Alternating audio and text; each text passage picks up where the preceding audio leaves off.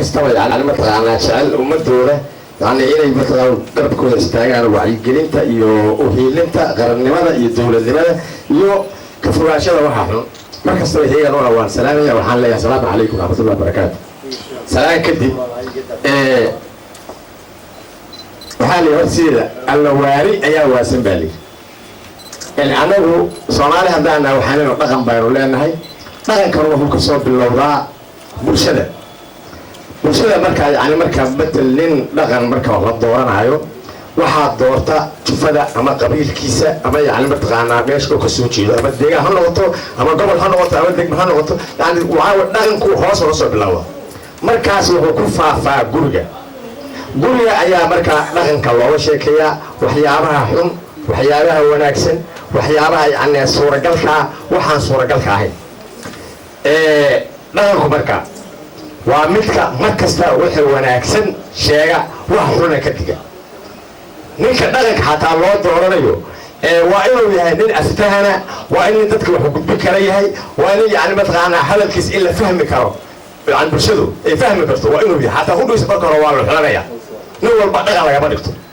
nin cod kara oo yani dadka u sheegi kara oo wax gudbi kara oo warkii uu sheego la macnay karo ayaa hadda marka hore dhaqan ku sifaysan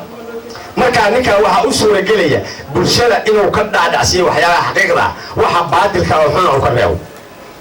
dhaqanku marka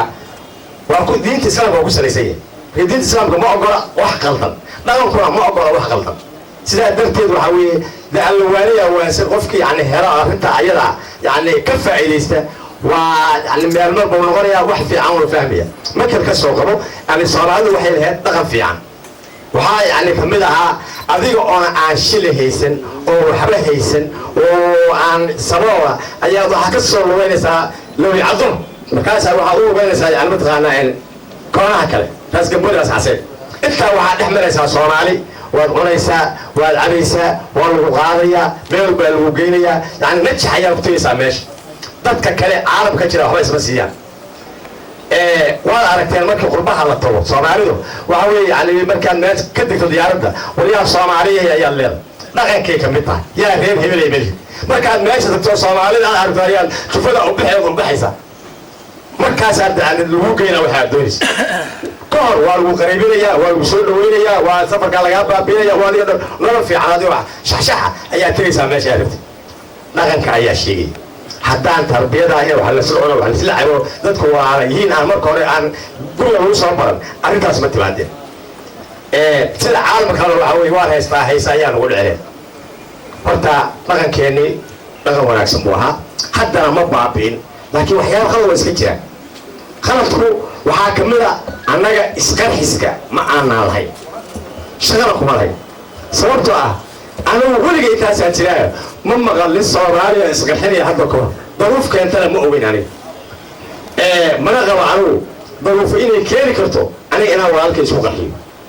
أو عنه يسدله أو أسيدله أو مال كيل لونيه أو شرف كي يتدمد لونيه أو نقن كلا أو سعيد أنكره أنا ظروف يقصب كرت جرام ما يعمل الدنيا إن شاء الله شا وحوم بالعلا وحوم بالعلا حد أحضر على عالم كأنت أدوك شوي أنا متغنى عن كشقة وحنا وكشقة آخرنا ما تشرو الدنيا وحنا كلمة شرف كي كلامي الناس يكون بيعتروا مركب وحنا بل يلا صوماليات دغنك يدينته يأدابته يضنمده يشرفك يقرنمده وقفتي وحنا دليلوي والس قلبي كرا مسكحة والله قلبي كرا بين بالو شيء كرا وحوي بنتاس وحبك بجران حيسقرحن حيسقلي نار هقلي والله هذا جنة قليل بالله والله اللي بسوق الحي ولا الكيس أكتايا إنه جنة قليل شيخ صوته وحنلايا حدي يعني ما تغنى الولد جنة قليسة وحبك بجران ولا نار هقلي إلهي كعبسه شو إسكندر أظن بتكلم أبى إسكندر ما أنا مدحنا وراي بعد العكس شغال سيد يا روح قولي بقى وأنا وقرحين يا هذول نارتي هاك شيء نلا كشغال سنة كذا شهر أصور إسكندر ما أنا بقول أنا بقول أكو هذي كده وعلى مركا وحاش شرف له دولة لماذا مثل لماذا قرن لماذا دين تقوم تقعنا لقوية وبين الشيء marka waxaan leeyahay dhalinyarada la habaabiyo dhaqankeenu ma ogola isqarxiska diinteenu ma ogola isqarxiska dadnimada iyo dabiirkuna ma ogola isqarxiso waxa weeye marka meel cidlaha isku dile war waa dhimanaysaa waqti yar baa leedahay waqtiga yar adigu aad leedahay adeeru qalad ha geli intaada kalaaba kugu filan baxanta iyo magaciisa iyo orodkaaba kugu filan kale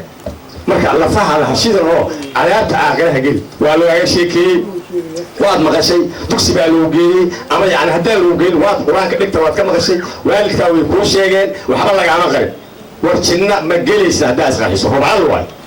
marka dhaqankeenana ka mid maahan odayaalkana waxaan leeyahay yani mataqaanaa yaan laga caajisi arrintaana waa mucjiso soo korortay arrintii mid wey haddii wax yimaadana waxunbaa lagula dagaalamaa marka sideedana xaqa baadil kama adkaa karo baryeesa waa loolamaa waxaa rabaa marka dadka runtaa loo sheego war baadilaa ku socotaa war baadilaa ku socotaa war waa qaldan tahay war xaqi waa xagga war waa sidaa tan dadka haddii la yidhahdo marka dambe uun arrintaa ayada ah odayaalka dhaqanka awood fiican ha saareen ha la kaashadeen yani mataqaanaa meel kasta oo arrintaa wax loo qaban karo marka waana mahadsan